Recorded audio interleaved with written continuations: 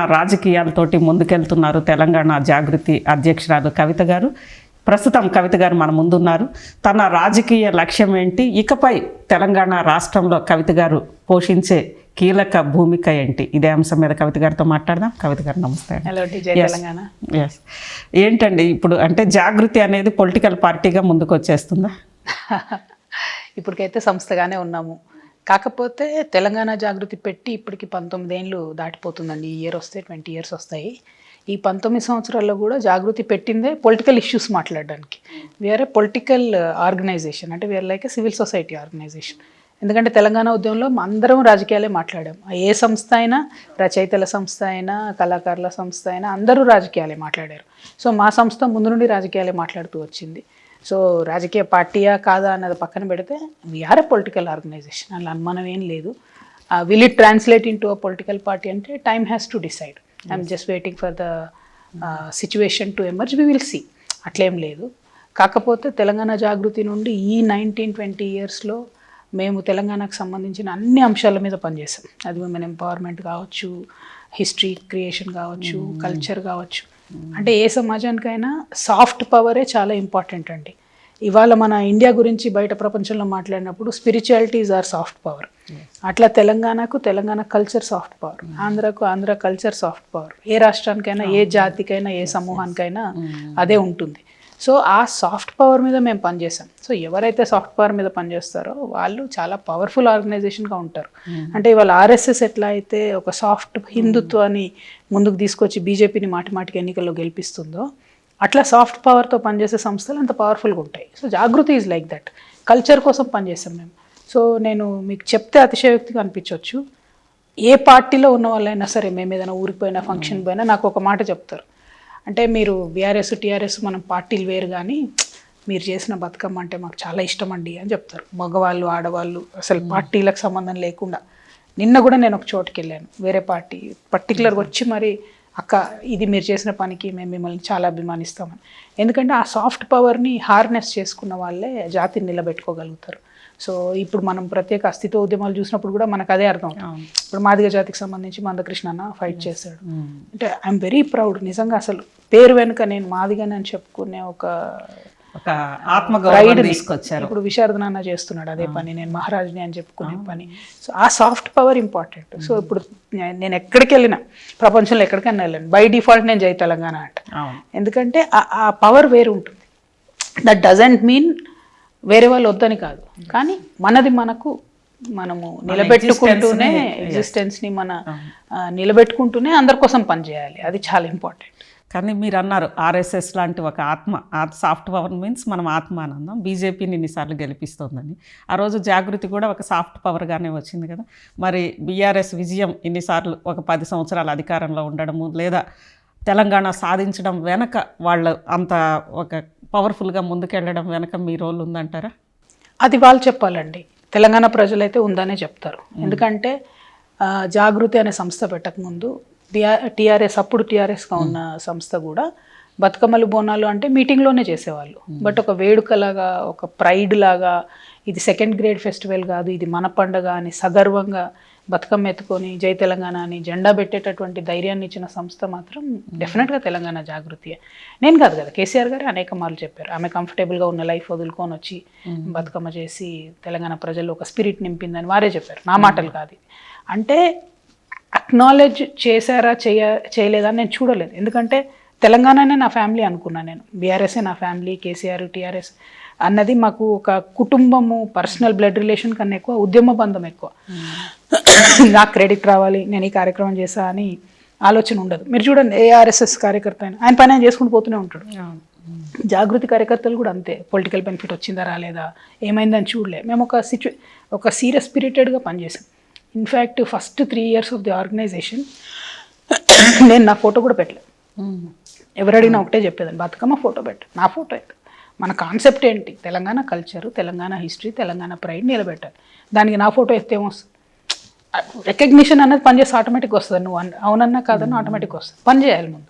ఆ పని చేసే క్రమంలో చేసుకుంటే వెళ్ళని తప్పితే నన్ను వాళ్ళు రికగ్నైజ్ చేశారా, నాకు వాళ్ళు క్రెడిట్ ఇచ్చారా అని ఎప్పుడు ఆలోచించాలి. 2014లో కూడా ఎంపీ టికెట్ పిలిచి ఇచ్చారు తప్పితే నేను వెళ్ళి అడుక్కున్నది లేదు, అడిగింది లేదు. పొలిటికల్గా ఏదో రావాలి కాబట్టి జాగృతి పనిచేసింది అన్నది కాదు. ఇప్పుడు కూడా నాతో పాటు 18, 19, 20 ఇయర్స్ నుంచి పనిచేస్తున్నటువంటి కార్యకర్తలు అట్లానే ఉన్నారు. వాళ్ళకి ఏమొచ్చింది ఏం రాలే. నేనైతే జీతాలు ఇవ్వను, అసలు అలవాటే లేదు, ఫుల్ టైమర్స్గా పనిచేస్తారు. ఎందుకోసం? తెలంగాణ కోసం. సో అట్లా అట్లా ఒక గుంపు యంగ్స్టర్స్ అప్పుడు కనెక్ట్ అయ్యాం అందరం. ఇప్పుడు నా ఏజ్లో 47, 48, 45 ఉన్నటువంటి వాళ్ళు ఎంతోమంది ఉన్నారు నా దగ్గర. అట్లానే ఉన్నారు 19 ఇయర్స్ నుంచి. ఏమి ఇచ్చింది కవితక్క అని మీరు అడిగితే నేను ₹1 కూడా ఒక పోస్టర్ వేయడానికి కూడా ఎవరికి ఇవ్వలేదు. జస్ట్ కాన్సెప్ట్తో కనెక్ట్ అయ్యాం, కాన్సెప్ట్తోనే ఉండిపోయాం. అధికారంలో ఉన్న 10 సంవత్సరాలు వాళ్ళని చాలా హ్యూమిలేట్ చేశారు బీఆర్ఎస్ వాళ్ళు. ఎక్కడికైనా మీ జాగృతి వల్ల మీరు పక్క జరగండి, మీకు బీఆర్ఎస్కి ఏం సంబంధం, గెలిచారు కదా, అవసరం తీరింది కదా. ఎమ్మెల్యే స్థాయిలో, జెడ్పీటీసీ స్థాయిలో, సర్పంచ్ స్థాయిలో కూడా చాలా హ్యూమిలేషన్ చేశారు. అయినా వాళ్ళు ఎప్పుడొచ్చి చెప్పినా నేను అనేది గొడవ పెట్టుకోకండి రాబోయ్, మనకు వాళ్ళతో పని లేదు, మనము ఆర్గనైజేషన్ అనేది సొసైటీ కోసం పనిచేస్తున్నాం, మీరు చేసుకుంటూ వెళ్ళిపోండి, మీ పని మీరు చేసుకోండి. అంటే మరి బీఆర్ఎస్ గవర్నమెంట్ ఉంది కదా, ప్రజా సమస్యలు అంటే ప్రజా సమస్యల మీద ఫైట్ చేయాల్సిందే. అది ఎవరున్నా పవర్లో చూసేది లేదు, చేయాల్సిందే అని చెప్పి ఎక్కడికక్కడ చేసుకుంటూ వచ్చాం. సో ఆ ఫ్రిక్షన్ అనేది అండర్ కరెంట్గా ఆల్వేస్ ఉండింది. ఎందుకంటే నేను తీసుకున్న ఐడియాలజీ నుంచి నేను వెనక్కి రాలేదు ఎప్పుడు కూడా. ఆ ఫ్రిక్షన్ ఉంది, అది మెల్లగా పైకి వచ్చింది ఇప్పుడు. కాకపోతే అది నన్ను ఎక్స్పెల్ చేసేంత వరకు వస్తుందని నేను ఎప్పుడు ఎక్స్పెక్ట్ చేయలేదు. ఎందుకంటే నేను కలలో కూడా ఇంకో పార్టీకి ఓటేయలేదు, అసలు ఓటేమో చెప్పలేదు. ఎందుకంటే టీఆర్ఎస్ పుట్టిందే తెలంగాణ కోసం. అది పేరు మార్చుకొని బీఆర్ఎస్ అయిన తర్వాత కూడా తెలంగాణ కోసమే పనిచేశారు. కేసీఆర్ గారి నిబద్ధతను శంకించేటటువంటి పరిస్థితే లేదు. 100% ఆయన తెలంగాణ వెల్ విషర్, వారి కోసమే పనిచేశారు. పార్టీలో ఉన్న లోపాలు, ప్రజలకు అందనటువంటి అంశాలు, వాటి గురించి ఇంటర్నల్గా కూడా చెప్పుకోకపోతే ఇవాళ లెఫ్ట్ పార్టీలు ఎట్లా జీర్ణావస్థకు చేరుకున్నాయో బీఆర్ఎస్ కూడా అదే పట్టదు. ఏ పార్టీ అయినా అంతే, స్టేల్ అయిపోతుంది. డైనమిక్గా అప్డేట్ కాకపోతే కాలగర్భంలో కలిసిపోయే పరిస్థితి వస్తుంది. రాకూడదని ఫైట్ చేసాం ఇంటర్నల్గా, నచ్చలేదు చాలామందికి, నన్ను బయటపడేస్తారు.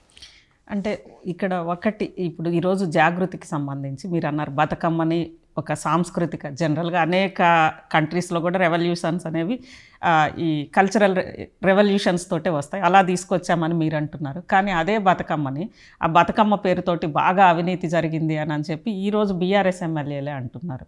దాన్ని ఎలా మీరు అంటే అన్నది ఎవరండి? బీటీ బ్యాచ్ ఎమ్మెల్యేలు అంటారు. ఎందుకంటే వాళ్ళు నేను పడ్డ కష్టం చూడలేదు. నేను చెప్తున్నా కదా, ఇవాళ ఇప్పుడు మీరు మొత్తం జాగృతి జనం బాట మా కార్యక్రమం చూడండి, ఎక్కడికక్కడ ఎవరికి వారినాడు మీకు సిస్టర్ ఇచ్చి డబ్బులు పని చేపిస్తుందా అని అడగండి. అసలు కాన్సెప్టే ఉండదు. We kindle the spirit. Not at all. నన్ను అడగండి. ఇప్పుడు ఒక మేజర్ క్లాష్ నా లైఫ్లో జాగృతి నుండి మేము పెట్టుకున్నది అదుర్ సినిమా ఆపుతామన్నప్పుడు గొడవ జరిగినప్పుడు ఇప్పుడు అన్ని టీవీ ఛానళ్ళు, ఇప్పుడు తెలంగాణకు వ్యతిరేకమే కదా ఆనాడైతే, నాకు వ్యతిరేకమే కదా ఆనాడైతే, వారందరూ కూడా కొడాలి నాని గారిని కూర్చోబెట్టి మిమ్మల్ని డబ్బులు అడిగారా అని అడిగారు. లేదు సినిమా ఆపమన్నారండి, వాళ్ళు ఏం అడగలేదు మమ్మల్ని అన్నారు. కొడాలి నాని నా ఫ్రెండ్ కాదు కదా. అంటే అట్లాంటి కాంట్రవర్షియల్ సబ్జెక్ట్ నుంచి మొదలు పెట్టుకుంటే ఎక్కడైనా సరే మేము డబ్బులు తీసుకోలేదు జాగృతి వాళ్ళు. ఎవరన్నా ఇచ్చామంటే నాకు చాలామంది ఇప్పుడు మా చుట్టాలలో ఇంటికి వచ్చి బొట్టు పెట్టి ఇచ్చేళ్ళేవాళ్ళు. ఏది బతుకమ్మ అంటే చిన్న చిన్నవి పీనట్స్ అంతే తప్పితే అసలు మేము వసూలు చేయడం కానీ ఇది కానీ చేయలేదు. మేము అప్పుడు కంఫర్టబుల్గా ఉన్నాము. 2004లో యూఎస్ నుండి అప్పుడే రిటర్న్ వచ్చాము, కంఫర్టబుల్గా ఉన్నాము. మా హస్బెండ్ రియల్ ఎస్టేట్ చేస్తుండే, అప్పుడు భూమి ఉండే రియల్ ఎస్టేట్. అప్పుడు తనకు గ్రానైట్ క్వారీ కూడా ఉండే, బాగుండే. తర్వాత ప్రాబ్లం వచ్చి ఆగిపోయింది అది. సో నేనేమంటున్నా అంటే ఆ కంఫర్ట్లో ఉన్నాం కాబట్టి మూమెంట్కి మేము సపోర్ట్ చేసుకుంటూ వెళ్ళాం. ఎన్నడూ మీరు కేసీఆర్ గారిని అడగండి, అసలు ఉద్యమ సందర్భంలో కూడా ఎన్నడూ టీఆర్ఎస్ నుంచి కూడా నేను ₹1 కూడా తీసుకోలేదు. ఉల్టా మనం పెట్టడమే. ఎందుకంటే బాసు నాయకుడు ఆయన ఏ పిలిపించినా అందరం పాల్గొన్నాం. మీరు జేఏసీ లాంటి సంస్థలో కూడా జాగృతి ఎంత కీలకంగా పనిచేసింది అన్నది మీకు ఎవరిని అడిగినా చెప్తారు. చూసాం కదా మేమంతా. ఎగ్జాక్ట్లీ. మానవహారం ఆదిలాబాద్ టు ఆలంపూర్ అంటే కూడా అసలు మొత్తం జాగృతి కార్యకర్తలే. నేను ఒకటే చెప్పాను, ఇట్లా చేతు లింక్ కట్ కావద్దురా బాబు, తెలంగాణలో అన్ని వేల కిలోమీటర్లు అయినా సరే చేయాల్సిందే, 100 కిలోమీటర్లు అని చెప్పాను. చేశాం. కాకపోతే ఇప్పుడు అవన్నీ రికగ్నైజ్ చేయడం వాళ్ళకి ఇష్టం లేదు, ఎందుకంటే పవర్ షేర్ చేసుకోవడం ఇష్టం లేదు కాబట్టి దానికి నేనేం చేయలేను. టీఆర్ఎస్ లేకుండా జాగృతి అనేది సాధ్యమయ్యేదా? మొత్తం ప్రతి ఊరిలో సపోర్ట్ చేసింది కూడా టీఆర్ఎస్ కార్యకర్తలే. లేదంటే అది కరెక్ట్ కాదు. ఫస్ట్ నుంచి అంటే ఇదే ఇప్పుడు జగదీశ్వర్ రెడ్డి గారు దగ్గరగా టీఆర్ఎస్ కార్యకర్తలు, జాగృతి కార్యకర్తలు తలకాయలు బగలు కొట్టుకున్నారు ఉద్యమం టైంలో కూడా. నాగార్జున సాగర్లో విజువల్స్ కూడా ఉంటాయి ఇక్కడ. అంటే అంత క్లాష్ ఉండేది, అంటే థ్రెట్ అని ఫీల్ అయ్యేవాళ్ళు. నేను చెప్పేది అన్నారే, మా సంస్థ వేరు, మీ పార్టీ వేరు. మా పార్టీ కాదురా నాయన, civil society organisation, we are working for Telangana, అంతే సింపుల్. దాన్ని మీరు ఎందుకు ఆలోచిస్తున్నారు అని అంటే కూడా చాలా చోట్ల క్లాషెస్ ఉండేవి. మేము సర్ది చెప్పుకుంటూ వెళ్ళేవాళ్ళం. నేను అదే అనేదాన్ని మా కార్యకర్తలకు, మీకు ఎమ్మెల్యేలతో ఏం పని రా నాయన, మీకు పైరవీలు ఎందుకు, ప్రజా సమస్యల మీద అడగండి, చేస్తే చేస్తారు, లేకపోతే వాళ్ళ కర్మ, వాళ్ళే నెక్స్ట్ టైం మళ్ళీ గెలవరు కదా, చేయనోడు గెలవడు ఎట్లా. ఆ లైన్ తీసుకున్నాం తప్పితే ఎప్పుడు మేము డైరెక్ట్ క్లాష్ పెట్టుకోలేదు. అనేక సందర్భాల్లో జాగృతి కార్యకర్తలకు నేను చెప్పా, మీకు పొలిటికల్ ఆకాంక్ష ఉంటే బీఆర్ఎస్లోకి వెళ్ళండి, మీకు సొసైటీకి సేవ చేయాలంటే జాగృతిలో ఉండండి అని చెప్తూ ఫిల్టర్ చేస్తూ వచ్చా చాలా సందర్భాలు. కానీ చాలామంది ఏమవుతుంది, ఇప్పుడు ఇవాళ మొన్న కూడా చాలా దగ్గరలో మేము సర్పంచ్ పోటీ చేస్తున్నాం మెసేజ్ పెట్టారు మా కార్యకర్తలే. సో ఐ సెడ్ మీ ఇష్టం, అది మీ ఆధారం. చాలామంది గెలిచారు, చాలామంది ఓడిపోయారు, అది రెగ్యులర్ రొటీన్ ప్రాసెస్. గెలవటం ఓడిపోవడం పాలిటిక్స్ అన్నది రొటీన్ నడుస్తుంటుంది. కానీ ఒక ఆర్గనైజేషన్ అనేది నిరంతరాయంగా సొసైటీ కోసం పనిచేయడం అనేది రేర్గా జరుగుతుంది. అట్లాంటి ఒక రేర్ సంస్థ తెలంగాణ జాగృతి. మీరు కొత్తగా వీళ్ళని బీటీ బ్యాచ్ అని అంటున్నారు కదా, గత 10 సంవత్సరాలుగా కూడా వీళ్ళు ఉన్నారు కదా, వీళ్ళే గెలిచారు కదా సిటీలో ఉన్న ఎమ్మెల్యేలు, లేదా మీరు ఎవరినైతే బీటీ బ్యాచ్ అంటున్నారు, మీరు ఆరోపించినట్లుగా వాళ్ళు చేస్తున్న భూ కబ్జాలా, లేదా సంపాదించుకోవడానికే పార్టీలోకి వచ్చారా, పార్టీలోకి వచ్చి సంపాదించుకున్నారు అన్నప్పుడు ఆ 10 ఏళ్ళు మీరు మాట్లాడాల్సి ఉండే కదా, కేసీఆర్ గారి దృష్టికి తీసుకెళ్ళి. కేసీఆర్ గారి దృష్టికి, కేటీఆర్ గారి దృష్టికి చాలా సందర్భాల్లో చాలా విషయాలు తీసుకెళ్ళాము. పార్టీలో ఉన్నప్పుడు పార్టీలో ఇంటర్నల్గా మాట్లాడతాం. ఇంటర్నల్గా మాట్లాడేటటువంటి ఛానల్స్ అన్ని క్లోజ్ అయినప్పుడు ఎవరైనా చాలా రోజులు భరించి బర్స్ట్ అవుతారు. నా విషయంలో జరిగింది అది. ఇంటర్నల్గా అనేక సందర్భాలలో ఒకసారి ఒక ఎమ్మెల్యే గారు ఉద్యమకారులు అంటే ఉరికించి కొడతా అన్నారు. ఇక్కడ హైదరాబాద్ బేస్డ్ ఎమ్మెల్యే గారు పబ్లిక్ స్టేట్మెంట్ ఇచ్చాడు. ఉద్యమకారులు అంటే గవర్నమెంట్ ఉండగానే బయట పార్టీ నుంచి వచ్చినటువంటి ఎమ్మెల్యే గారు ఆ స్టేట్మెంట్ ఇచ్చిన సందర్భంలో కూడా మేము పదే చెప్పాము, ఇది కరెక్ట్ భాష కాదు, ఇప్పటికే 5 years గవర్నమెంట్ అయిపోయింది, మాకేమి అసలు పొలిటికల్ పొజిషన్స్ రాలేదు అని చాలా మంది బాధపడుతున్నారు ఉద్యమకారులు, ఇది కరెక్ట్ కాదని చెప్తే కూడా పార్టీ నుంచి ఏం చర్యలు తీసుకోలే. సో మేమేం చెప్పలేదని కాదు, పార్టీ ఫ్రేమ్ వర్క్లో ఉన్నప్పుడు ఇంటర్నల్గా చెప్తారు, గవర్నమెంట్లో ఉన్నప్పుడు పని చేయాలి, ప్రతిపక్షంలో ఉన్నప్పుడు పని చేయించుకోవడానికి కొట్లాడాలి. సో ఇప్పుడు బయట ఎందుకు మాట్లాడుతున్నాం అనేవాళ్ళు ప్రజాస్వామ్యంలో ఉన్న ఫండమెంటల్ సూత్రం అర్థం చేసుకోవాలి. అధికారంలో ఉన్నప్పుడు, ప్రభుత్వంలో ఉన్నప్పుడు పని చేయాలి. మా కేసీఆర్ గారు చెప్పేవాళ్ళు, మీరు ప్రభుత్వంలో ఉన్నప్పుడు మీరు స్పీచ్లు ఇవ్వద్దు, పని చేయండి అని చెప్పేవాళ్ళు. ఎందుకంటే స్పీచ్లు ఇవ్వడానికి కాదు కదా ఎన్నుకున్నది, ప్రజలు పని చేయడానికి ఎన్నుకున్నారు. సో అట్లా పని చేసుకుంటూ వెళ్ళాం. ఇప్పుడు మీకు నేను 100 ఎగ్జాంపుల్ చెప్తాను. ఆశా వర్కర్స్ ఉన్నారు. నేను ఒకసారి బతుకమ్మకి వెళ్ళినప్పుడు వచ్చి అడిగారు, అక్క మాకు జీతాలు పెంచండి అంటే, నేను చాలా మర్యాదపూర్వకంగా కేసీఆర్ గారితో వాళ్ళకు జనహిత గెస్ట్ హౌస్లో మీటింగ్ పెట్టించి, భోజనాలు పెట్టించి, డిస్కషన్ సార్ దృష్టికి తీసుకెళ్ళి, ఇప్పుడు సీఎం గారు ఎవరు ఉంటే వారి దృష్టికి తీసుకెళ్ళాలి. అట్లా ఎన్నో హండ్రెడ్స్ ఆఫ్ ఇష్యూస్, బీడీ కార్మికులు అయితే ఏంటి, వందలాది ఇష్యూస్. ఈ ఎలక్ట్రిసిటీ కార్మికులు వాళ్ళు 25,000 మంది ఆర్టిజన్స్ అని ఉంటారు. వాళ్ళు రెగ్యులరైజ్ అయ్యారంటే 100 to 1000% నా శ్రమ ఉంది అందులో. రిపీటెడ్గా సార్కి చెప్పడము, కన్విన్స్ చేయడము. సింగరేణి కార్మికులు వాళ్ళ వేలాది మందికి ఉద్యోగాలు ఉన్నాయంటే నేను సంతకం పెట్టే స్టేజ్లో లేను, కానీ నేను కన్విన్స్ చేయగలిగేటట్టు చేశాను. అట్లా డిసెంట్ కూడా నేను చెప్పాను, నేనేం దాచుకునే వ్యక్తిని కాదు. పైగా నేను ఆ ఫ్రీడమ్ తీసుకునేదాన్ని. మా నాన్నే కదా తిడితే తిడతారేమో చెప్పేదాన్ని, అట్లేం లేదు. అంటే నేను చెప్పడం వల్ల ఒక 1000 మందికి లాభం అవుతుందంటే డెఫినెట్గా నేను ఒక తిట్టుబడ్డ తప్పలేదు కదా. ఆ కాన్సెప్ట్లో నేను పనిచేశాను తప్పితే ఎప్పుడు కూడా వెన్ను చూపించలేదు. అట్ ద సేమ్ టైం ఏంటంటే నన్ను మాత్రం ప్రోటోకాల్ అనేటటువంటి దీనిలో పెట్టి నువ్వు నిజామాబాద్ దాటి బయటికి వెళ్ళడానికి లేదు అని చెప్పేవాళ్ళు. ఫిజికల్గా రెస్ట్రిక్ట్ చేశారు. You cannot go to other constituencies. మీ కదలికలు అనేది రెస్ట్రిక్ట్ చేశారు 100%. బీఆర్ఎస్ నుంచి మీరు రాజీనామా చేశారు, కానీ మీ ఫాదర్ అధ్యక్షుడిగా ఉన్న పార్టీ నుంచి చాలా తీవ్రమైన విమర్శలు వస్తున్నాయి. ముఖ్యంగా ఐడిపిఎల్కి ల్యాండ్కి సంబంధించి దాదాపు 3,000 కోట్ల కుంభకోణం, ఎక్సెస్ ల్యాండా సంథింగ్ సర్వే ఓవర్ల్యాప్ ల్యాండ్ని తీసుకొని మీ కుటుంబానికి సంబంధించి కవిత గారి హస్బెండ్ పేరుతో ఉన్న కన్స్ట్రక్షన్ కంపెనీ ఈ భారీ కుంభకోణానికి పాల్పడింది. ఇదొకటి. తర్వాత ఫస్ట్ ఇది భారీ కుంభకోణం ఐడిపిఎల్ ల్యాండ్. నేను నిన్ననే ప్రెస్ మీట్లో అన్ని ప్రూఫ్స్తో సహా ఇచ్చానండి. అసలు ఐడిపిఎల్ ల్యాండ్స్తో ఎటువంటి సంబంధం లేదు. కానీ అనిల్ కన్స్ట్రక్షన్స్ అని ఉంది కదా, అది వాళ్ళు తప్పు చూపిస్తున్నారండి. వాళ్ళు ఏం చేస్తున్నారంటే అనిల్ కన్స్ట్రక్షన్స్ మా హస్బెండ్ పేరు కింద ఏవి రెడ్డి గారి పేరు ఉన్న ఓన్లీ అదొకటే కాగితం చూపిస్తారు. నా మీద ప్రెస్ మీట్ పెట్టిన ఏలేటి మహేశ్వర్ రెడ్డి గారిని కానీ, మీరు బీఆర్ఎస్ కృష్ణారావు గారిని కానీ, ఇంకెవరు మాట్లాడితే వాళ్ళని ఫుల్ డాక్యుమెంట్ ఇవ్వమని అడగండి. నేను నిన్న ఫుల్ డాక్యుమెంట్ ఇచ్చాను మీడియాకి. ఫుల్ ఏదైతే అగ్రిమెంట్ డాక్యుమెంట్ ఉందో బీఆర్ఎస్ ప్రభుత్వమే పట్టా పాస్బుక్లు ఇచ్చింది. అంతకుముందు 1999 నుంచి అది పట్టా ల్యాండ్ అని రిపీటెడ్గా రెవెన్యూ రికార్డ్స్లో ఉంది. బీఆర్ఎస్ ప్రభుత్వం రాకముందు కూడా పట్టా పాస్బుక్లు ఉన్నాయి, వచ్చాక ధరణి పెట్టాక కొత్త పాస్బుక్లు కూడా ఇచ్చారు. సో కంప్లీట్గా పట్టా ల్యాండ్కి ఆ ఇండస్ట్రియలిస్ట్కి కొట్లాట అల్టిమేట్గా. తర్వాత ఎక్కడో దగ్గర వాళ్ళు 2019లో కాంప్రమైజ్ అయ్యారు. ఏది లోక్ అదాలత్లో, కోర్టులో కాంప్రమైజ్ అయ్యారు. కాంప్రమైజ్ అయిన తర్వాత మా హస్బెండ్ ఎగ్జిట్ అయిపోయారు దాంట్లోంచి 2019లో. 2022లో బీఆర్ఎస్ గవర్నమెంట్ బిల్డింగ్ పర్మిషన్ ఇచ్చింది. మరి ప్రభుత్వ భూమి అని నన్ను అంటున్నారు. అంటే ఎవరు సంతకాలు పెట్టారు? ప్రభుత్వ భూమికి ఎందుకు పర్మిషన్ కూడా మీకోసమే అక్కడ జరిగిన బీఆర్ఎస్ గవర్నమెంట్. నాకు అంత సీన్ ఉంటే ఎంత బాగుండేదండి. నేను బయట ఉండేదాన్ని. ఇప్పుడు నాకు నిజంగానే అంత ఇన్ఫ్లుయెన్స్ ఉండి నిజంగానే నేను అడిగిన ప్రతి పని చేస్తే నేను ఇవాళ ఓపెన్గా చెప్తున్నాను, ఒక టీచర్ ట్రాన్స్ఫర్ కూడా చేయించుకోలేకపోయాను బీఆర్ఎస్ గవర్నమెంట్. 100%. మా బంధువులది టీచర్ ట్రాన్స్ఫర్ అడిగి అడిగి అడిగి తీసుకొచ్చి వదిలేశాను. ఎందుకంటే కేసీఆర్ గారు అప్పుడు ఒక సిస్టమ్ పెట్టారు. టీచర్ ట్రాన్స్ఫర్ కూడా సీఎంఓ నుండి అయ్యింది. దానికి రాజశేఖర్ రెడ్డి అని ఆయన ఉండేవాడు. సో మనం ఏమైనా పేర్లు ఇచ్చినా కూడా చాలాసార్లు మిస్ అయ్యాయి. ఒకటైతే నాకు పర్టికులర్ గుర్తుంది.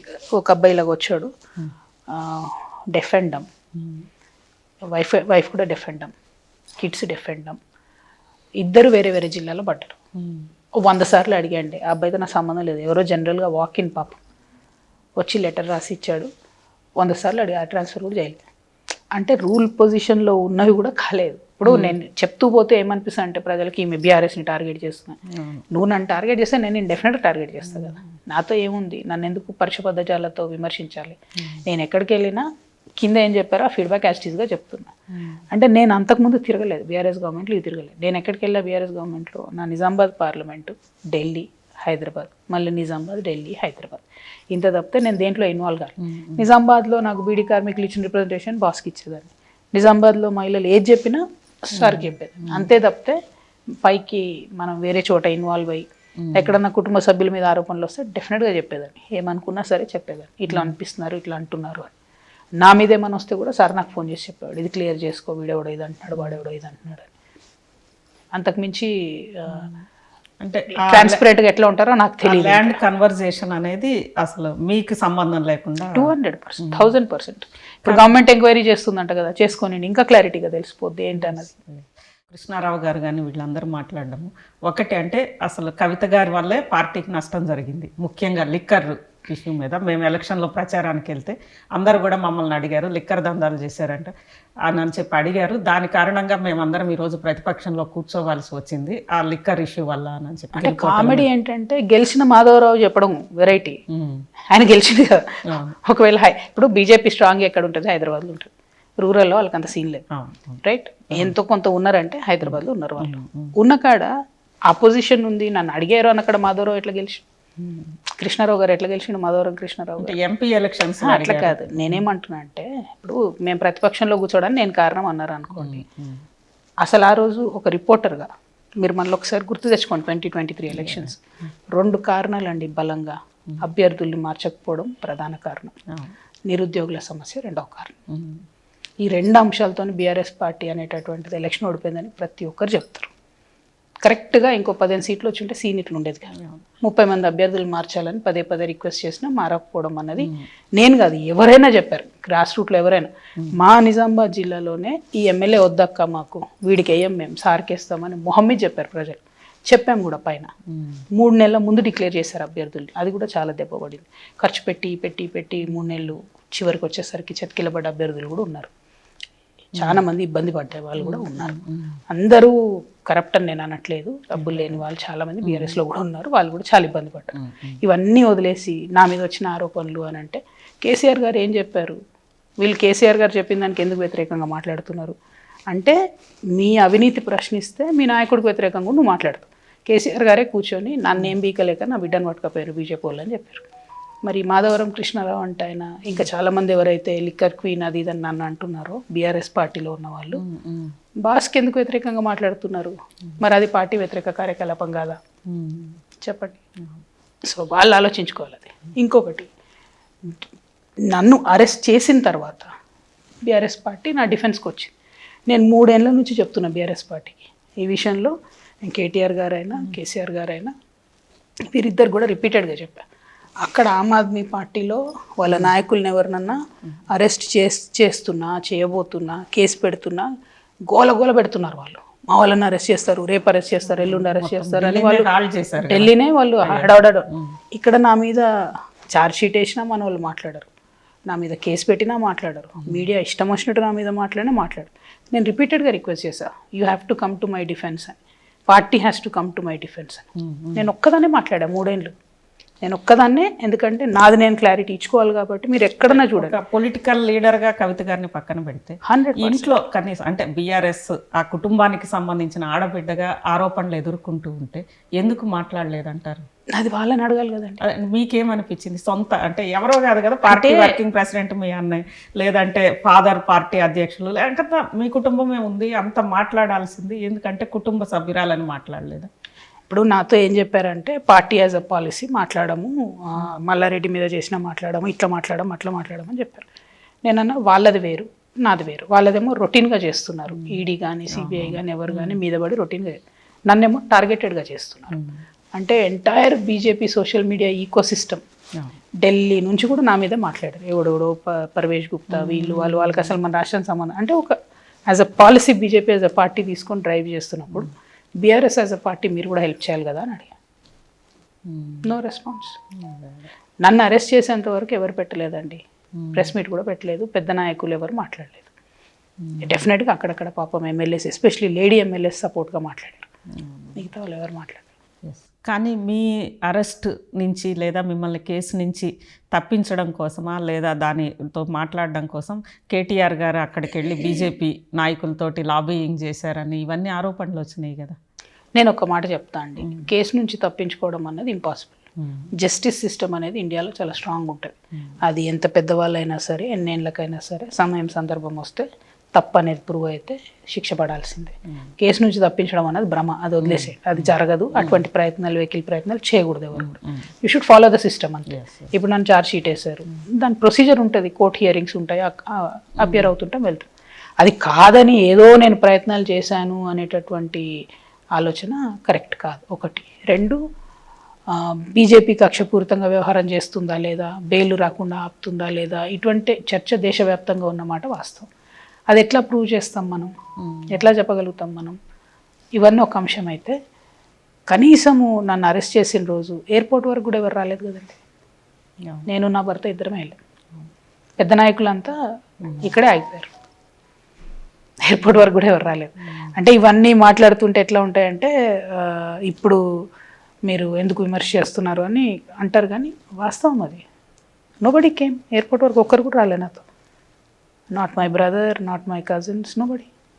It was only me and my husband who were walking inside. Plus నాతో పాటు నన్ను బలంగా నమ్మి ఉండే జాగృతి కార్యకర్తలు వచ్చారు, కొంతమంది పర్సనల్ ఫ్రెండ్స్ వచ్చారు. కానీ అంటే వీళ్ళని ఎమ్మెల్యేల కొనుగోలు కేసుకు సంబంధించి బీజేపీ వాళ్ళు అడ్డంగా దొరికినా సరే కేవలం కవిత గారి కేసు కోసమే దాన్ని కాంప్రమైజ్ అయ్యారు అని అంటారు. ఒకటి మేడం, ఒకటి మీరు అన్నది కరెక్ట్ అని అనుకుందాం, లేదా ప్రజలు అంటున్నది, కొంతమంది అంటున్నది కరెక్ట్ అనుకుంటే అసలు నేను జైలుకి వెళ్ళకూడదు కదా. ఇప్పుడు కాంప్రమైజ్ అవ్వాలంటే జైలు నుంచి బయటకు తీసుకురావడానికి ఎందుకు? ఇప్పుడు as a women think about it madam. మీకు వరస్ట్ థింగ్ మీ లైఫ్లో ఏం జరుగుతుంది? ఒక లేడీ జైలుకి వెళ్ళడం, అది కూడా తిహార్ లాంటి జైలుకి వెళ్ళడం. మరి మీరు నిజంగానే కాంప్రమైజ్ అయ్యి నిజంగానే నా కోసం అన్నీ వదులుకునే వాళ్ళు అయితే నేను జైలుకి వెళ్ళకుండా ఆపుతారు కదా. First point. సెకండ్ పాయింట్, జైల్లోకి వచ్చి నాకు చెప్పారు ఇలా బీజేపీ కాంప్రమైజ్ అది ఇది అంటే నేను ఒప్పుకోలేదు. జరగాల్సిన నష్టం జరిగిపోయింది, నేను చేయని తప్పకు నన్ను జైల్లో పెట్టారు. ఇంకేంది కాంప్రమైజ్ అయ్యేది ఏంది? ఇప్పుడు నేను బయటకు వచ్చినా ఒక్కరోజు జైల్లో ఉన్న, 1 గంట జైల్లో ఉన్న, జైలుకి వెళ్ళి వచ్చింది అంటారు. ఇంకేంది కాంప్రమైజ్ అయ్యేది? ఆడి కాలం ఇది ఇప్పుడు ఎందుకు వాడాలి? నేనేమన్నా మీ అసలు క్వశ్చనే లేదు, కేసీఆర్ గారి గౌరవం తగ్గించే ప్రసక్తే లేదు, నేను తప్పు చేయలేదు, డోంట్ కాంప్రమైజ్ అని చెప్పాను.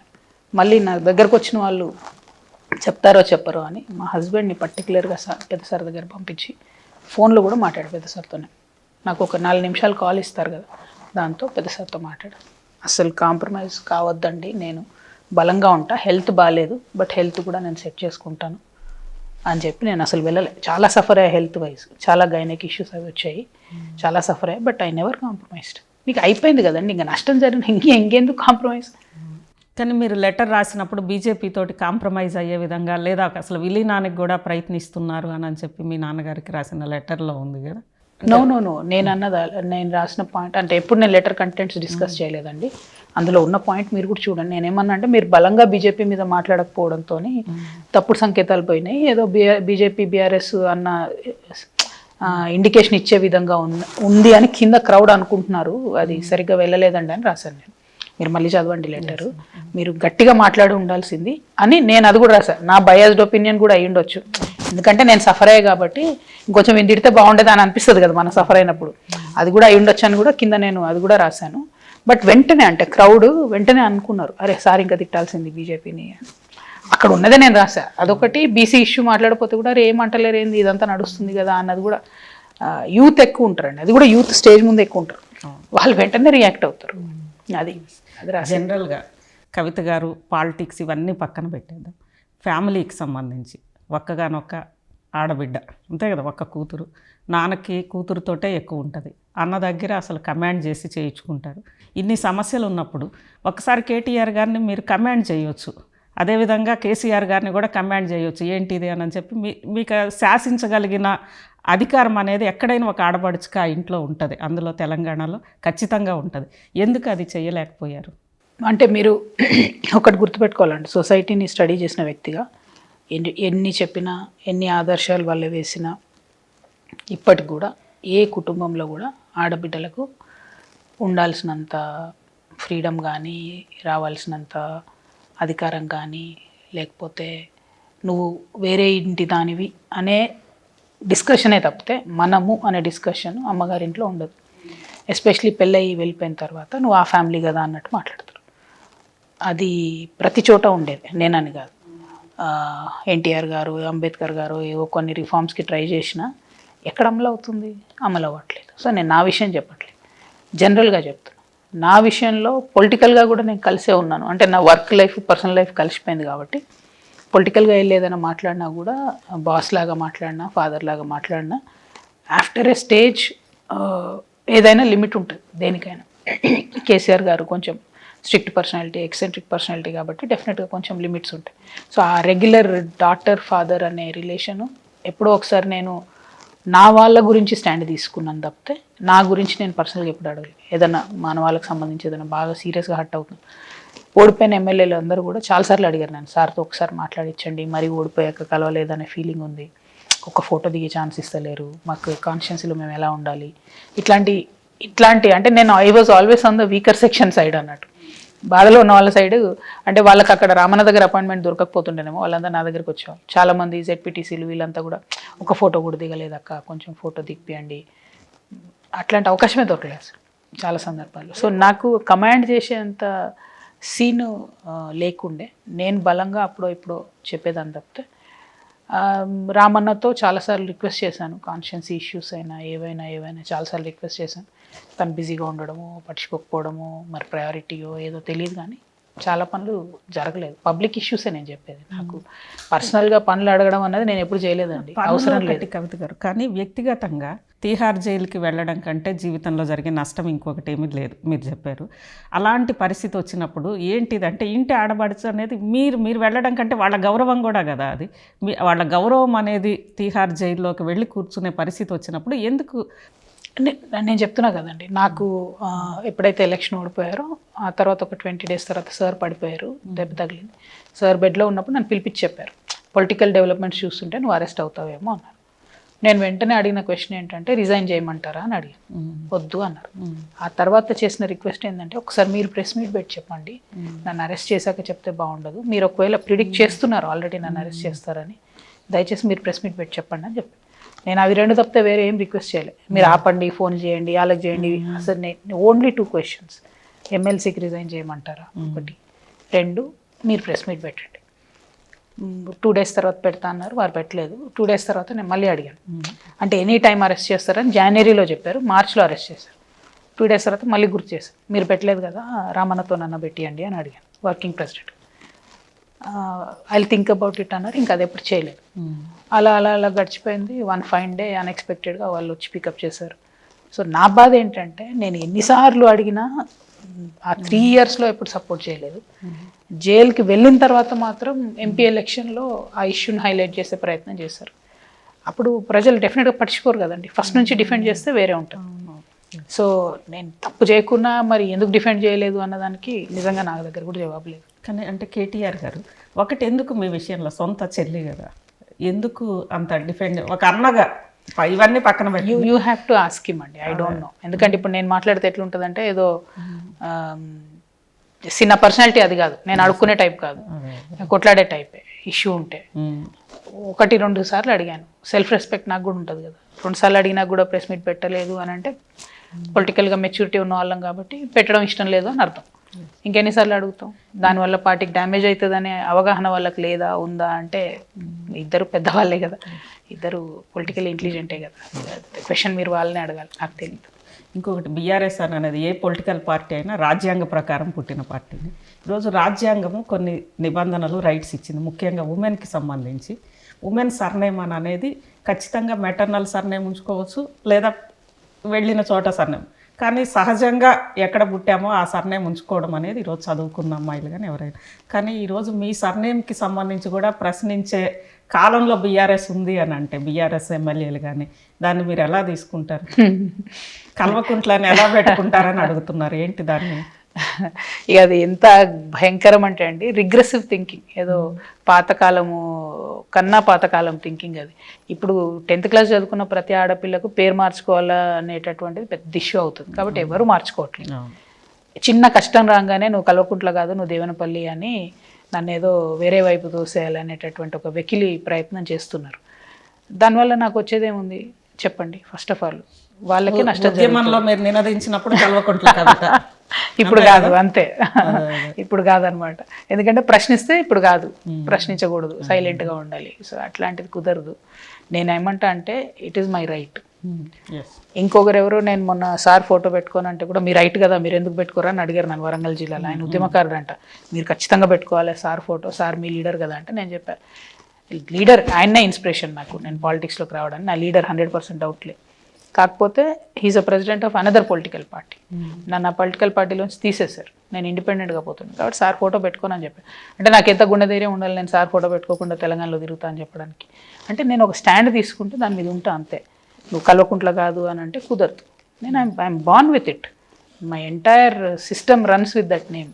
నువ్వు కాదు అని అంటే అది మీ వెకిలి చిన్న కురచ మనస్తత్వానికి నిదర్శనం తప్పితే నాది కాదు. అయితే ఈ సోషల్ మీడియా ట్రోలింగ్ మాత్రం విమెన్ మీద జరుగుతున్నది చాలా ఘోరంగా ఉంది. ఇప్పుడు మీరు చూడండి, నేను ఏం ప్రెస్ మీట్ మాట్లాడినా ఫస్ట్ కింద ఒక 10 తిట్లు ఉంటాయి. మీరు చిన్నది ఏదైనా నన్ను ఇప్పుడు క్వశ్చన్ అడిగితే మన ఇద్దరు ఇంటర్వ్యూ కూడా ఎంత ట్రోల్ చేస్తారు. కింద 100 అడుగుతారు, నువ్వు వీడి పేడ్ ఆర్టిస్ట్, వాడి పేడ్ ఆర్టిస్ట్, ఇది మొదలు పెడతారు అనమాట. అది తప్పితే మ్యాటర్ ఉన్న వాళ్ళు ఎవరు మాత్రం ఎందుకు పెట్టుకున్నావు ఈ పేరు అని అడగట్లేదు. సో చాలా బాధ అనిపించిందండి. అంటే ఈ విమెన్ని ట్రోల్ చేయడం ఈజీ అయిపోయింది. మనం కూడా ఏదైనా కనుక్కోవాలి మందు. కానీ ఇళ్ల పేర్లకు సంబంధించి మాత్రం అన్యాయం. చట్టం తెలియాలి కదా మినిమం. చట్టం కాదండి, ఇప్పుడు బ్లడ్ ఉంటది కదా, ఏడిపోతుంది బ్లడ్, పేరు మారుస్తావు, బ్లడ్ మారుస్తావు, మారదు కదా, అదే కదా, బ్రెయిన్ ఉండాలి కదా ట్రోల్ చేసే వాళ్ళకి కూడా, వాళ్ళ కర్మ అది. అంటే కవిత గారు, ఒక్క మీ ఇష్యూ కాదు, నేను అంటే ఈ దేశంలో చాలామంది ఈ మధ్య కాలంలో ఎక్కువగా రీజనల్ పొలిటికల్ పార్టీస్లో కానీ ఈవెన్ నేషనల్ పార్టీస్లో కానీ ఆడబిడ్డలే సఫర్ అవుతున్నారు మీతో పాటు. ఈ మధ్య మనం లాలూ ప్రసాద్ ఇంట్లో అది ఇంకా చాలా దారుణంగా ఉంది, అంతకుముందు షర్మిల గారు, అదేవిధంగా మహారాష్ట్రలో. ఎందుకు ఈ పరిస్థితి వచ్చిందంటారు? మన కల్చరే అంత కదండి, ఇండియన్ కల్చరే అంత కదా. ఆడవాళ్ళు అంటే ఇంట్లో ఉండాలి, దళితులు అంటే ఊరు బయట ఉండాలి, బీసీలు అంటే ఇంకేదో పని చేసుకోవాలి, కొంతమందికి అధికారం ఉండాలి, కొంతమంది అది పెత్తనం చెలాయించాలనేది ఒక కంప్లీట్ స్క్రిప్ట్ ఉంది మన దేశంలో. దాని ప్రకారమే నడుస్తున్నాం ఇప్పటి వరకు. ఎప్పుడెప్పుడు ఎవరెవరు ప్రశ్నిస్తే వాళ్ళందరినీ కూడా ఇబ్బంది పెడుతూ వచ్చారు. ఈ మధ్య ఆడబిడ్డలు చదువుకున్నారు, కొంచెం సోషల్ మీడియా వచ్చింది, పత్రికలు సపోర్ట్ చేసినా చేయకపోయినా వాయిస్ బయటకు వెళ్తుంది కాబట్టి అది నచ్చట్లేదు చాలామందికి. కొట్టి చంపేస్తున్నారు కదా చాలా చోట్ల. సో ఇంకా చాలా స్ట్రగుల్ చేయాలి విమెన్ అని అర్థం, ఇంకా చాలా స్ట్రగుల్ చేయాలి బీసీలు అని అర్థం, ఇంకా చాలా స్ట్రగుల్ చేయాలి ఎస్సీస్ అని అర్థం. అంటే ఇంకా మనం భారతదేశం డెమోక్రసీగా మారి 79 ఏండ్లే అయింది కాబట్టి ఇంకా చాలా టైం పడుతుంది. నేను అనుకోవడం అయితే ఇంకో 79 ఏళ్ళు పడుతుంది.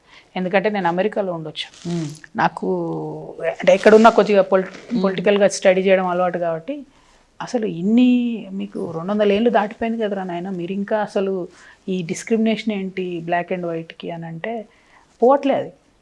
ఈవెన్ ఉమెన్ కి కూడా ఉంది అక్కడ. మనం అయ్యో ఉమెన్ కి మరీ ఘోరం అసలు. విమెన్ డ్రైవర్స్ ని ఎంత ట్రోల్ చేస్తారో యుఎస్ లో. అసలు విమెన్ డ్రైవ్ చేస్తున్నారంటే వీళ్ళు అసలు రోడ్ల మీద రాకూడదు, వీళ్ళు సరిగ్గా డ్రైవ్ చేయరు దగ్గర నుంచి మొదలు పెడితే ఇప్పటికీ ప్రెసిడెంట్ కాలేదు కదండి విమెన్ యుఎస్ లో. అట్లీస్ట్ మన దగ్గర ఇందిరాగాంధీ అయిపోయింది. మన సౌత్ ఈస్ట్ ఏషియా మొత్తం చూస్తే మీకు ఇక్కడ శ్రీలంకలో విమెన్ ప్రెసిడెంట్స్ ఉన్నారు, బంగ్లాదేశ్ లో, పాకిస్తాన్ లో, అన్ని చోట్ల అసలు అక్కడ విమెనే లేరు ఇంతవరకు. అమెరికాలో విమెన్ అధ్యక్షుడు. సో దట్ మీన్స్ మనం ఇంకొక 75 ఏళ్ళు స్ట్రగుల్ చేయాలని అర్థం. ఇప్పుడు జనరల్గా ఒక పార్టీ తెలంగాణలో టీఆర్ఎస్ పుట్టింది. సింగిల్ పాయింట్ ఎజెండా జై తెలంగాణ, తెలంగాణ ఆత్మగౌరవము, లేదంటే తెలంగాణ స్వరాష్ట్ర సాధన. ఇలా ప్రతి పార్టీకి కూడా ఒక యూఎస్పీ అనేది ఉంటుంది. కాంగ్రెస్కి ఒక నినాదం ఉంటుంది సింగిల్. జాగృతికి ఉన్న సింగిల్ పాయింట్ ఎజెండా ఏంటి? సామాజిక తెలంగాణ సాధించాలండి. సామాజిక తెలంగాణ అంటే విమెన్తో పాటు ఎవరైతే అప్రెస్డ్ సెక్షన్స్ ఉంటారో, యూత్ పర్టికులర్లీ, యూత్లో కూడా ఏంటంటే బ్యాక్గ్రౌండ్ లేని youngsters who want to work for the society, ఇట్లాంటి వాళ్ళందరికీ అవకాశం రావాలంటే మాత్రం డెఫినెట్గా సామాజిక తెలంగాణ రావాలి. అంటే అది ఓన్లీ ఎస్సీలకు, ఎస్టీలకు, బీసీలకు అని కాదు. ఆపర్చునిటీ రాని ప్రతి ఒక్కరికి అవకాశం రావాలి. అప్రెస్డ్ సెక్షన్గా ఉన్న ప్రతి ఒక్కరికి అవకాశం రావాలి. పేదవారికి అవకాశం రావాలి. అదొకటే మా నినాదం. అంటే కేసీఆర్ గారు సామాజిక తెలంగాణ తీసుకురాలేదంటారు? రాలేదు కదండి, ఎక్కడొచ్చింది? నేను అది మీకు నంబర్స్తో సహా చెప్పా కదా. డెఫినెట్గా భౌగోళిక తెలంగాణ సాధించుకున్నాం. కేసీఆర్ గారు చేసిన బెస్ట్ పని ఏంటంటే ఇమీడియట్ రిలీఫ్ ఇచ్చారు. సంక్షేమం చాలా బాగా చేశారు.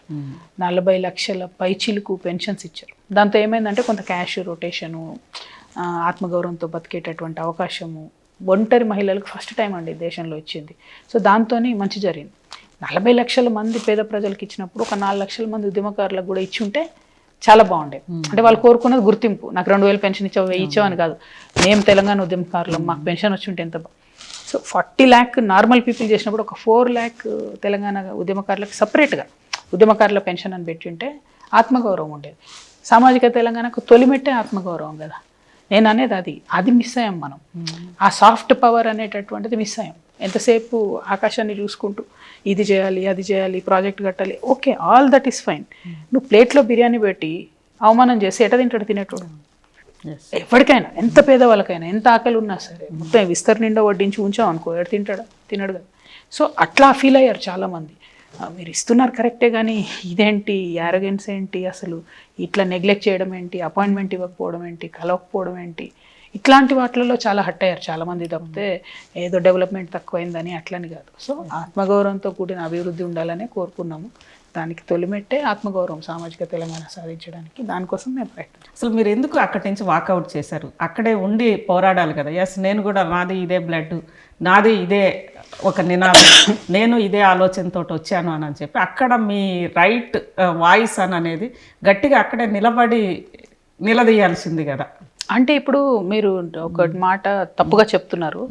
నేను వాకౌట్ చేయలేదు అంటే వాళ్ళు నన్ను సస్పెండ్ చేశారు, దాని మీద మీరు పోరాడాలి కదా. నో, నేను అనేది అదే. నన్ను సస్పెండ్ చేయడము అని అంటే నా 20 ఏళ్ళ వర్క్ను అవమానం చేయడమే. పార్టీ వ్యతిరేక కార్యకలాపం అంటే ఏంటండి? ఒక దగ్గర అవినీతి జరిగింది, కేసీఆర్ గారి పేరు సిబిఐలో వచ్చింది, నాకు ఆవేశం ఉండదా? నా తండ్రి కదా కాళేశ్వరం, ప్లస్ మా బాస్ కదా. ఎంటైర్ తెలంగాణ ఉద్యమం ఆయన మీద డిపెండ్ అయింది కదా. ఆయన మీద ఒక నింద పడిందంటే తెలంగాణ మొత్తం మీద పడ్డటని నేను నమ్ముతున్నాను. అట్లా జరగడానికి లేదు కదా. ఎట్లా జరిగింది? కొంతమంది వల్ల జరిగింది. ఆ కొంతమంది ఎన్ని కథలు చెప్పినా ఇంకా చాలా ప్రూఫ్స్ ఉన్నాయి, ఫ్యూచర్లో చూపిస్తాను నేను. కొంతమంది వల్ల పార్టీకి నష్టం జరిగింది. వాళ్ళనే దగ్గర పెట్టుకుంటాము, మిగతా వాళ్ళంతా మీరు నిజం చెప్పేవాళ్ళు, నాకు అవసరం లేదు అన్నట్టే కదా పార్టీ నన్ను సస్పెండ్ చేసిందంటే. ఇంకా నిజం చెప్తే భరించలేము, క్రిటిసైజ్ చేస్తే భరించలేము అంటే పార్టీ ఎట్లా నడుపుతాం? ఇప్పుడు రేపు పొద్దున్న నాకు జాగృతి నుండి 100 ప్రశ్నలు వస్తాయి. నువ్వు భరించాలి, చెప్పాలి, భరించాలి, చెప్పాలి, ముందుకు పోవాలి. కానీ చెప్పిన వాళ్ళల్లో బయటికి తీసేస్తా అంటే కాదు కదా. ఇప్పుడు ఎవరిని సస్పెండ్ చేశారు? ఆనాడు డైరెక్ట్గా డిప్యూటీ సీఎం పదవి నుంచి రాజయ్య గారిని తీసేశారు. దళితుడు, అడగలేడు. ఈటల రాజేందర్ని తీసేశారు. తీసి మళ్ళీ మన పార్టీయే క్యాంపెయిన్ చేస్తుంది, మన టీ న్యూసే వార్తలు వేస్తుంది. నన్ను తీసేశారు, మళ్ళీ మన టీ న్యూసే వార్తలు వేస్తుంది. అంటే ఒక మహిళ అయినా, ఒక బీసీ అయినా, ఒక దళిత అయినా తీసి పడేస్తారు. ఆరోపణలు వేరే వాళ్ళ మీద రాలేదా? మాధవరం కృష్ణారావు మీద ఆరోపణలు లేవా? 100 మంది మీద ఆరోపణలు లేవా? నేను చెప్తూ వస్తున్న పేర్లన్నింటిలో ఆరోపణలు లేవా? ఎందుకు తీసేయారు మరి? ఏంటి ప్రాబ్లం? పార్టీ సస్టైన్ కాదని అనిపిస్తుందా, లేకపోతే మాకు చేత కాదని అనిపిస్తుందా? సో నాకు వీలైనంత నేను కూడా చేస్తాను కదా. నేను చేయగలిగేది నా స్టాండ్ నేను ప్రజలకు వెళ్ళి నేను కూడా చెప్పుకుంటాను కదా. ఈటల రాజేంద్ర అన్నను ఓడించడానికి మొత్తం అందరం కలిసి ప్రయత్నం చేసినాం కదా, గెలిచినామా? ఎందుకు ఓడిపోయినాం? ఎందుకంటే ప్రజలు చూస్తారు, అర్థం చేసుకుంటారు. ఒక్కడిని చేసి ఇబ్బంది పెడుతున్నారని. ఇవాళ నన్ను ఒంటరిగా చేసి ఇబ్బంది పెడుతూ చూస్తున్నారు కదా ప్రజలు కూడా. సోషల్ మీడియాలో నన్ను ట్రోల్ చేస్తారా అండి? నేను బతుకమ్మలు పెట్టుకొని కాలుకి బల్పం కట్టుకుని ఊరంతా తిరిగితే ఎందుకు మాటలు వచ్చినాయి కదా మీ బతుకమ్మకి వ్యతిరేకంగా. ఏం చెప్పమంటారు ఇక? నేను అదే అన్న కదా, అన్నీ భరించాం మనం పార్టీ కోసం, ఫ్యామిలీ కోసం. ఇవాళ అవన్నీ కనబడట్లేదు, తీసవతలు పడేస్తే ఏం అడగరు అనుకుంటే నా పని నేను చేస్తాను. కానీ మీ వెనక రేవంత్ రెడ్డి గారు ఉన్నారు లేదా కాంగ్రెస్ పార్టీ ఉంది అని అనేది బాగా ఆరోపణలు వస్తున్నాయండి. ఏం రావట్లేండి, వీళ్ళే క్రియేట్ చేస్తున్నారు అన్నీ, వీళ్ళే క్రియేషన్. ఇప్పుడు ఏదో ఒకటి అనాలి కదా, నీ వాళ్ళు ఓడిపోయావు, నువ్వు కాంగ్రెస్తో కలిసి చేస్తున్నావు, ఇంకో 2 రోజుల బ్యాగ్ నువ్వు బీజేపీతో కలిపి చేస్తున్నావు అంటారు. నేను నిజానికి రేవంత్ రెడ్డిని తిట్టిన తిట్లు ఎవరు తిట్టలే. బీజేపీ కన్నా తక్కువ నేను కాంగ్రెస్ని టార్గెట్ చేస్తున్నాను యాక్చువల్లీ. ఎందుకంటే బీజేపీ వాళ్ళని చేసి వేస్ట్, వాళ్ళకి ఇక్కడ పొలిటికల్ స్టేక్ లేదు, వాళ్ళు మనకేం చేసేది లేదు. నేను టార్గెటే కాంగ్రెస్ని చేస్తున్నా. మీరు నా ప్రెస్ మీట్లు చూస్తుంటే కంప్లీట్గా నేను అడుగుతున్న ఒక్కొక్క క్వశ్చన్ కాంగ్రెస్నే. మధ్యలో వీళ్ళు దూరిపోయి నువ్వు కాంగ్రెస్తో ఉన్నావు అని వీళ్ళకేం అవసరం? ప్రతిపక్షంగా మీ పాత్ర మీరు చక్కగా చేసి ఉంటే ఎప్పుడో వచ్చేటి కదా ఇవన్నీ. ఇప్పుడు నేను ఒక బీసీ హాస్టల్ వెళ్ళానండి, దారుణంగా ఉంది పరిస్థితి. నేను కాంగ్రెస్నే క్రిటిసైజ్ చేశాను డైరెక్ట్గా. ఎస్, బీసీలను మీరు మోసం చేశారు, నెగ్లెక్ట్ చేస్తున్నారు, ఈ పిల్లలకు కనీసం దుప్పట్లు కూడా ఇవ్వట్లేదని. ఒక్క బీఆర్ఎస్ ఎమ్మెల్యే మరి పోయి చూడొచ్చు కదా, వాళ్ళ కళ్ళు కనబడట్లేదా? అక్కడున్న బీఆర్ఎస్ నాయకులు లేరా? అది వదిలిపోయి నా మీద ఏడుస్తే ఏం లాభం? నా వెనక ఎవరూ లేరు, నా వెనక ఓన్లీ తెలంగాణ ప్రజలు ఉన్నారు. నా పంతం, నా పట్టుదల, నా మొండితనం ఉంది. చివరిగా మీరు పెట్టుకున్న వాచ్ దగ్గర నుంచి మీరు ఎత్తుకున్న బతుకమ్మ వరకు అన్నీ కూడా విమర్శల పాలవుతున్నాయి. ఎందుకు? ఏమో, నేను చాలా ఇంట్రెస్టింగ్ అనిపిస్తానేమో, నాకు తెలియదు.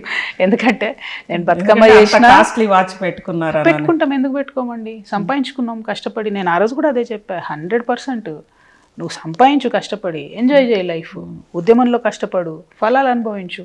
నువ్వు కష్టపడకుండా ఇంట్లో కూర్చొని నాకు ఫలాలు కావాలని అయినదో అంటే కాదు కదా.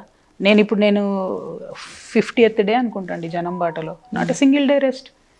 ఊరికి వెళ్ళిన తర్వాత ఇక్కడ ఉంటే ఇదే పని, మళ్ళీ ఊరికెళ్ళి అంటే నేను ఏదైనా టాస్క్ తీసుకుంటే అట్లా చేస్తా. నేను బిజినెస్ చేసినా అట్లనే చేస్తా, నేను పాలిటిక్స్ చేసినా అట్లనే చేస్తా. అంత దమ్ము ఉండాలి చేయడానికి, బేసిక్గా వర్క్ చేసే. కేసీఆర్ గారి కంటే, కేటీఆర్ గారి కంటే కూడా పెద్ద ఇళ్ళు కట్టుకున్నారు కవిత గారు అని చెప్పి నా కృష్ణారావు గారు. ఆయన ఏమన్నా అనుకోనండి, నేనేమంటున్నా, నా వెంట 3 ఏళ్ళు ఈడీ సిబిఐ పడింది. నేనేమన్నా అక్రమం చేసి ఉంటే నన్ను వదిలిపెట్టేవాళ్ళండి? మీరు ఆలోచించండి. ఇవాళటి కూడా బీజేపీ నన్ను వదిలిపెడుతుందా? నేనేమన్నా తప్పు చేస్తే? కాంగ్రెసే కదా ఉంది, నన్ను వదిలిపెడుతుందా? పోనీ బీఆర్ఎస్ఏ ఉంది, మీరు ఎక్స్పోజ్ చేయండి, పెట్టండి, ఏముంది నా మీద పెట్టండి కదా, నాకేముంది. చివరిగా మీ పెట్ పేరు కూడా విస్కీ అని పెట్టుకున్నారు అని అంటున్నారు. చిల్లర మాటలండి, నేనేం చెప్పను. ఇంకా ఇంతకన్నా దిగజారుడు మాటలు ఈ ప్రపంచంలో లేవు. నా మీద వచ్చిన అలిగేషన్కి పాప గుడ్డి కుక్క అండి, ఆ గుడ్డి కుక్క కూడా అంతగానం భయపడితే ఎట్లా? దానికి కళ్ళు కనపడవు, నాకు పిల్లలాగా అది. దాని మీద కూడా మాట్లాడితే ఇక అది వాళ్ళ విఘ్నతకు వదిలేస్తుంది, నేను చేసేదేం లేదు. ఈ గుడ్డి కుక్కకి అంత భయపడుతున్నారు అని ఉల్టా ట్రోలింగ్ అవుతుంది వాళ్ళ మీద. వాళ్ళ ఇష్టం, మరి అది వాళ్ళు చూసుకోవాలి. ఇక నుంచి మీ ఎజెండా ఎలా ఉంటుంది తెలంగాణ రాష్ట్రంలో? మేడం, మీకు మళ్ళీ గుర్తు చేస్తాను నేను. నా ఎజెండా లాస్ట్ 20 yearsలో నేను పొలిటికల్గా బయటకు వచ్చినప్పటి నుంచి ఇప్పటి వరకు ఎప్పుడు ఎట్ ఎనీ టైం తెలంగాణ ప్రజలే. గుడికి వెళ్తే కూడా మాకు తెలంగాణ బాగుండాలని మొక్కుకోవడం అలవాటైంది తప్పితే కుటుంబం గురించి అనేది చాలా రేర్గా ఉంటుంది. అట్లాంటి ట్యూనింగ్ అయిపోయాం, అంటే అంత ప్యాషనేట్గా తెలంగాణతో అటాచ్ అయిపోయాం. సో అదిగా ఏమంటారు, చస్తే కానీ పోదు. కాబట్టి వేరే థాట్ ఉండదు, తెలంగాణ కోసం పనిచేయడమే థాట్. ఇవాళ నేను పార్టీ నుండి సస్పెండ్ చేశారు, నువ్వు ఇంట్లో కూర్చో, సైలెంట్ కూర్చోవచ్చు కదా అని చాలామంది మా బంధువులు చెప్పారు. నేను సైలెంట్ కూర్చొని ఏం చేయాలి? నేను నా ప్యాషనే ప్రజల మధ్యలో ఉండడం, పనిచేయడం. నేను నా ప్యాషన్ ఎవరి కోసం చంపుకోవాలి?